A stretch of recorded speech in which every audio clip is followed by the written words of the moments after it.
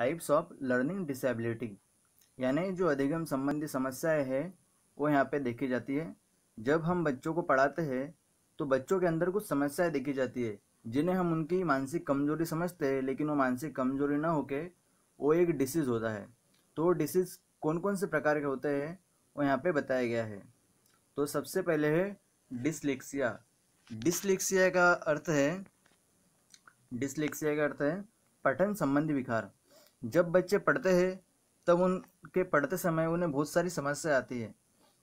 जैसे कोई शब्द होता है, डॉग होता है, तो उन्हें गॉड दिखाई देता है। जैसे DOG डॉग, तो उसको पढ़ते GOD गॉड।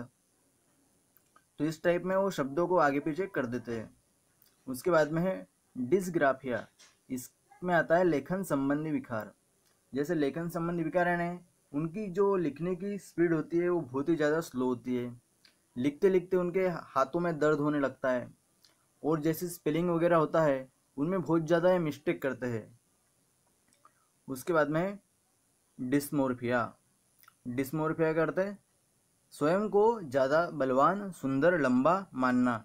जैसे शरीर में जितने भी प्रकार के अपने कुछ फेरबदल होते हैं उनको ये बहुत ज़्यादा मानते हैं। जैसे खुद को बलवान मानते हैं, खुद को सुंदर समझने लग जाते हैं, खुद को दूसरे से लंबा समझने लग जाते हैं, लेकिन ऐसा उनके साथ होता नहीं है। उसके बाद है डिसकैलकुलिया।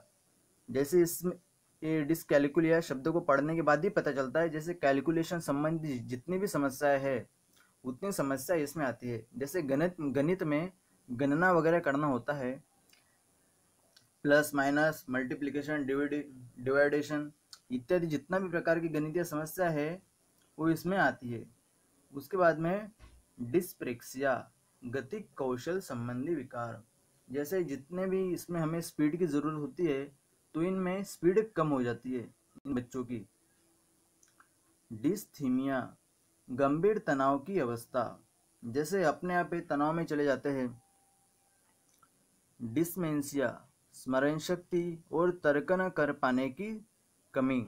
जैसे कोई किसी बच्चे को कुछ प्रश्न वगैरह याद रहने में बहुत ही ज़्यादा समस्या होती है। जैसे कुछ हमने प्रश्न पूछा तो आगे वो तर्क वितर्क नहीं कर पाते कि ऐसा क्यों हुआ, ऐसा क्यों नहीं हुआ, इसके जगह ये होता तो क्या होता। ये जो भी हम तर्क करते हैं, ये जो डिसमेंशिया के बच्चे होते हैं जिनमें ये डिसीज होता है उनमें यह कमी पाई जाती है। उसके बाद है अपेज्या। अपेज्या यानी भाषा संप्रेषण संबंधी विकार। जो हम बोलते हैं उसमें जो भाषा यूज होती है उसमें इनकी कोई ना कोई कमी पाई जाती है। जैसे इनका कम्युनिकेशन स्किल में थोड़ी प्रॉब्लम होती है। उसके बाद में है एलेक्सिया, सीखने संबंधी कमी।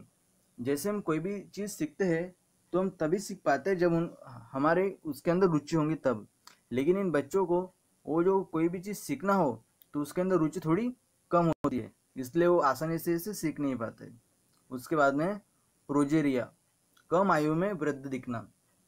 जैसे आपने बहुत ही बच्चों को देखा होगा जिनके बाल एकदम सफ़ेद हो जाते हैं कम आयु में, गालों पे वगैरह झुर्री आने लगती है।